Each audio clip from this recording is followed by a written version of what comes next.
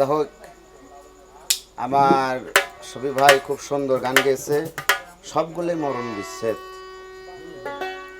আসলে বিশেষ করে এই মরণ বিচ্ছেদগুলা অন্যান্য গানের ভিতরে যতটুকু সত্য আছে এটা কিন্তু সবারই মেনে নেবে। মানে কিছু কিছু গান, কিছু কিছু বিচ্ছেদ একটু ভাগ ভাগ করা, তার মানে কিছু বিচ্ছেদ আছে আমার জন্য খুব ভালো লাগে, আবার অন্যজনের ভালো নাও লাগতে পারে। আর এই যে মরণ বিচ্ছেদটা ভালো লাগলেও আপনার জন্য প্রযোজ্য, আমার জন্য প্রযোজ্য, না লাগলেও। দলমত নির্বিশেষে এই গানগুলা আসলে অরিজিনালি ভালো গান, সব গানই ভালো, কিন্তু এই শেষ বিদায়ের যে গানগুলা, এটা মনের ভিতরে একটা নাড়া দিয়ে ওঠে যে আসলে আমরা কোথায় ছিলাম, কোথায় আইলাম, আবার কোথায় যাব সকলেই। সেখান থেকে আমি একটা আলামিন নুরের গান গাবো, গানটা বিচ্ছেদ। আসলে সাধকরা সাধারণ কিছুর ভিতরে অসাধারণ কিছু খুঁজে নিছে, তাই বলছে সাধক। তাই লালন সাইজে বলছে, শুনিলে প্রাণ চমকে ওঠে, দেখতে যেন ভুজঙ্গ না, যেখানে সারবারাম খানা।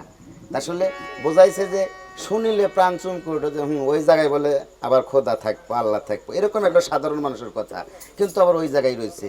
ওই জায়গায় এই শাস্ত্রে একটা কথা আছে, যেখানে দেখবে ছাই উড়িয়ে দেখো, তাই পাইলেও পাইতে পারো মানিক রতন। তো বিশেষ করে সাধকরা নোংরা জায়গা থেকে মধু পান করছে, আর আমরা মধু ঘরে রেখে দুদিন পরে হয়ে যায় চিনি। মানে তাহলে আমরা কি ধরনের সাধু? তা আসলে আমরা হলো অসাধু, আর যারা হলো সাধু তারা নোংরা জায়গা থেকে মধু পান করেছে, ওই নোংরা জায়গা থেকে কিছু আবিষ্কার করেছে, যেগুলা মানুষ ফাইলা দিছে, বাতিল দিছে, সেইগুলা জায়গার থেকে সুন্দর কিছু আবিষ্কার করেছে, তাকেই বলা হয়েছে সাধু, তাকেই বলা হয়েছে জ্ঞানী।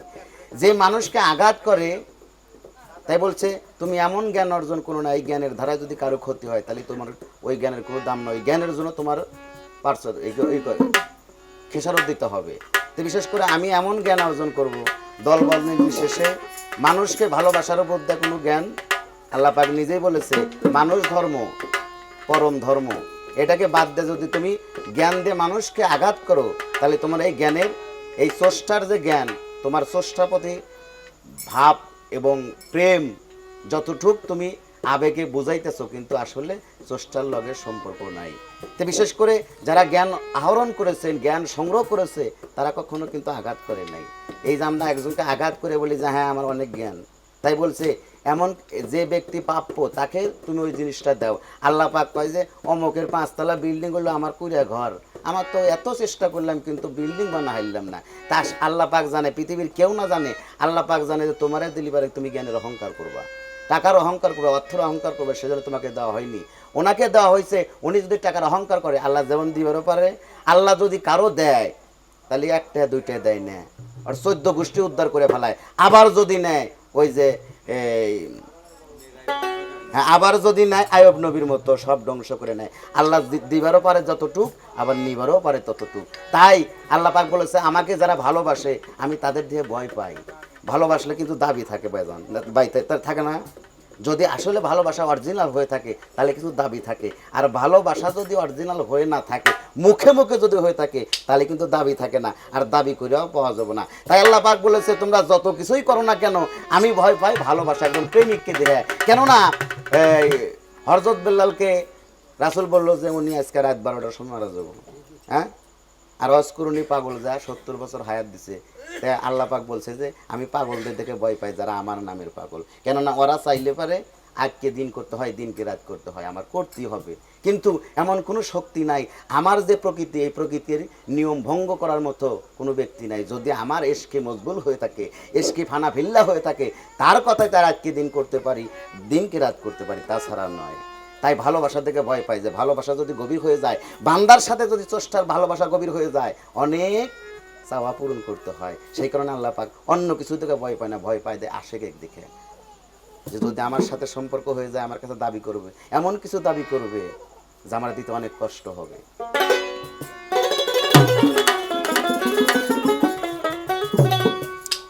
ওরে তুমি দেখা দিয়া বারাও জ্বালা, মারয় বিরত,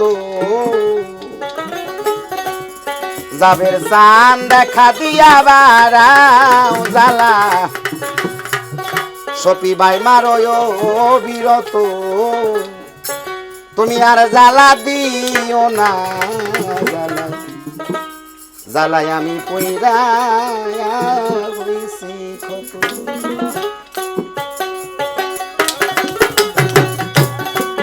তুমি দেখা দিয়া বাড়াও জ্বালা মারো বিরত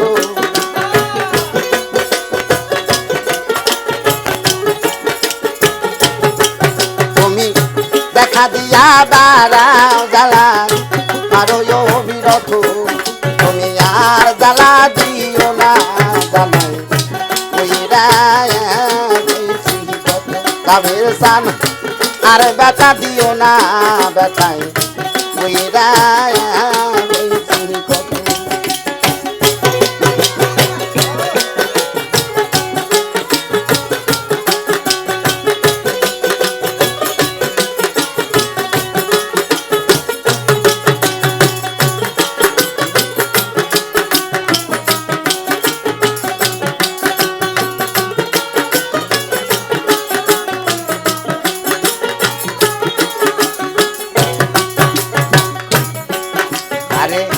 কাছে আইসা পাশে বৈশা রে যাবের সান বিশ্বাস কেন দাঁড়াই কাছে আইসা পাশে বৈশা রে শাহিন ভাই বিশ্বাস কেন দাঁড়াই তুই পরের বুকে থাকিতে যাই না কেন পাগল বা নাইলি আমায় কেন পাগল বা নাইলি কাছে আইসা পাশে বৈশা রে যাবের সান বিশ্বাস কেন বাড়াইলি পরের বুকে থাকিবে যাই না কেন পাগল বা নাইলি আমায় কেন পাগল বানাইলি যদি তোর অভিনয় বুঝতে পারতাম এমন হইতো না তো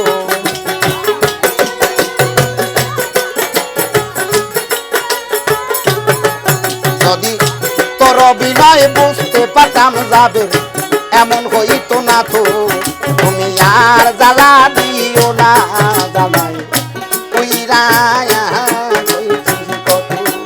তুমি আর জ্বালা দিও না সখী ভাই কইরা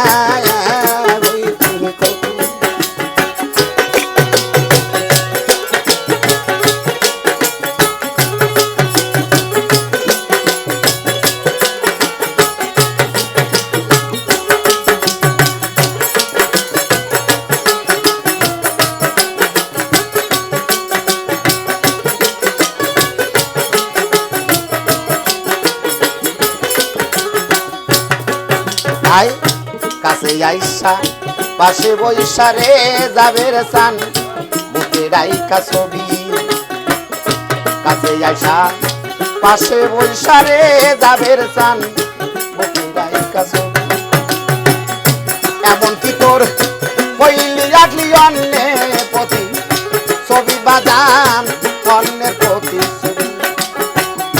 কাছে আইসা পাশে বৈশা রে বাজান ওকে রাইকা ছবি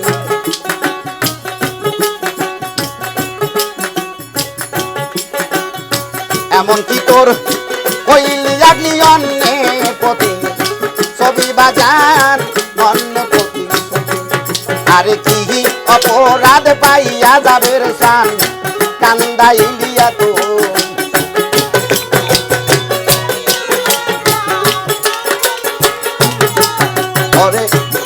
অপরাধ পাইয়া শাহিন ভাই কান্দাইলিয়া তো তুমি আর জ্বালা দিও না জ্বালাই তুমি আর জ্বালা দিও না জ্বালাই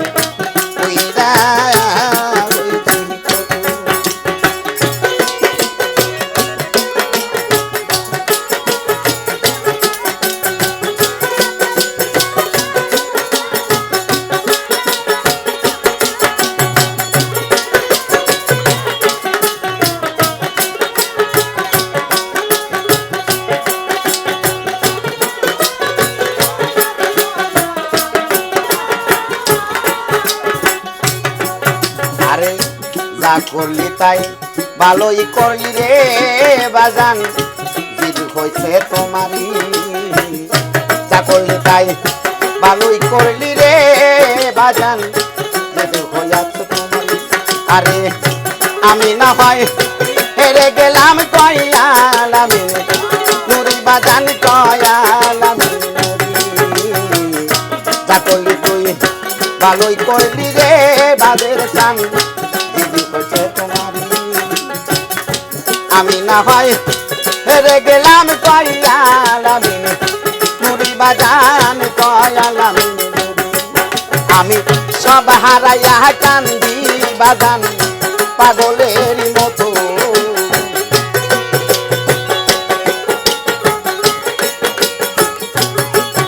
এখন সব হারাইয়া কান্দি সখী ভাই পাগলের মতো তুমি আর জ্বালা দিও না জ্বালাই তুমি আর জ্বালা দিও না জ্বালাই তুমি দেখা দিয়া বাড়াও জ্বালা পারো বিরত তুমি দেখা দিয়া বাড়াও জ্বালা পারো বিরত তুমি আর জ্বালা দিও না যাবে প্রাণ তুমি আর জ্বালা দিও না তুমি আর জ্বালা দিও না দয়া আমি পইরা